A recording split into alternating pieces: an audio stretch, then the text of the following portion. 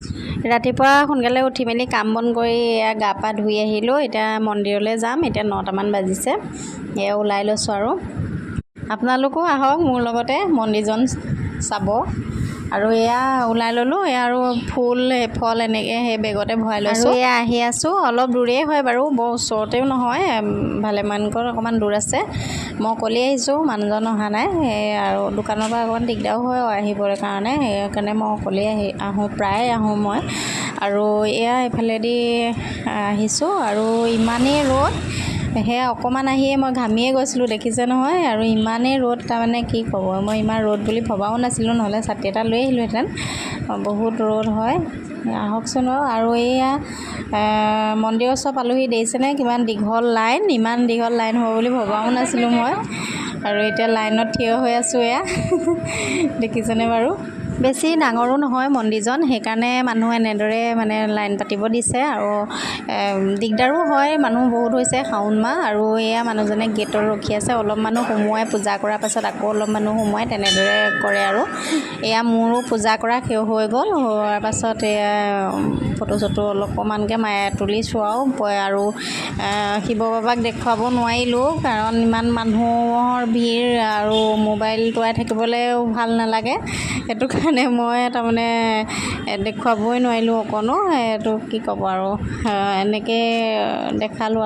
আৰু এয়া চাওক, ৰ'দৰ পতাপত মই আহোঁতে সেই চুৰ্ণিখনকৈ মূৰৰ ওপৰত দি লৈছোঁ আৰু উপায় নাই তাৰমানে। আৰু শিৱ বাবাই সকলোকে ভালে ৰাখক, তাকেই কামনা কৰিলোঁ। আৰু এয়া পাই গৈছোঁহি আৰু এই গেট দোকানৰ ওচৰ। এতিয়া দোকানত থাকিম আৰু অলপ দেৰি, তাৰপাছত ঘৰলৈ যাম। আৰু দোকানৰ এলগৰিন বেলেগ হৈ গ'ল। আগতে অলপ আগলৈ আছিলে, এতিয়া অলপ পাছলৈ কৰি দিলে। ভাল হৈছে নে বেয়া হৈছে নাজানো।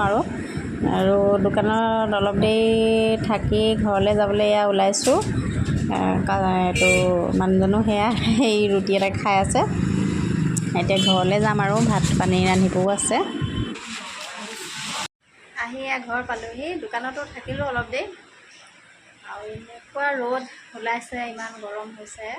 এতিয়া আকৌ ভাত বনাব লাগিব। মই নাখালেও মানুহজনে খাব, নিৰামিষকৈ বনাম আৰু তেওঁৰ কাৰণে দাইল কিবাকিবি ভাজি আৰু কি কৰিম চাই যাওঁ। এয়া দেখিছেনে, এয়া মই সেই পূজা কৰাৰ পাছত সেই অলপ লৈ আহিছিলোঁ লিংগৰ পৰা, তাৰ হেৰিয়ৰ পানী। আৰু এইখিনি মই সেই দোকানতো ছটিয়ালোঁ আৰু এতিয়া ঘৰতো ছটিয়াই দিম। এনেকুৱা কৰেনে আপোনালোকে?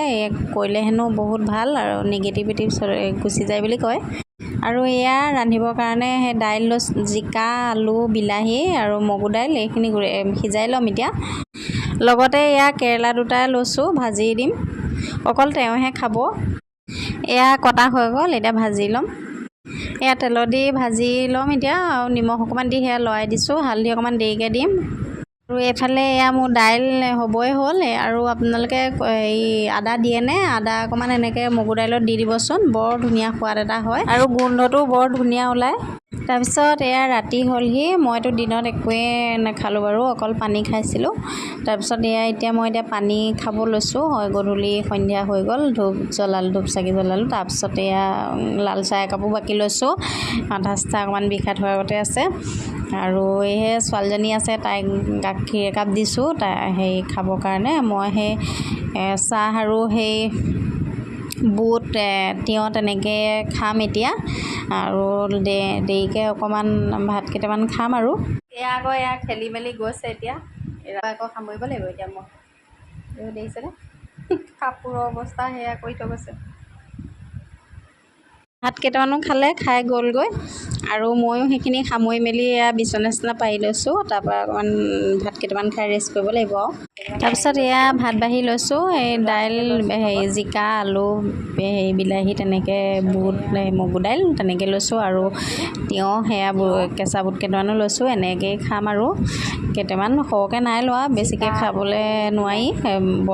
ব্ৰতত থাকিলে কমকৈ খাব লাগে, বৰ সৰহকৈ খাই দিব নালাগে। আৰু ইমানেই আছিলে আজি ব্লগটো। যদি ভাল লাগিলে লাইক, কমেণ্ট, শ্বেয়াৰ, ছাবস্ক্ৰাইব কৰি দিব। আৰু ফেচবুকত চাই থাকিলে ফ'ল' কৰি দিব। আজিলৈ আহিছোঁ, বাই বাই।